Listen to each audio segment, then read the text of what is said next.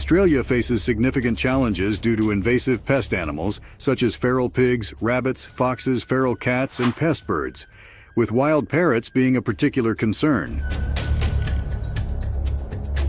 These invasive species wreak havoc on the economy, environment, and society, causing over $1 billion in losses annually. What are the damages these birds cause, and how have they been controlled?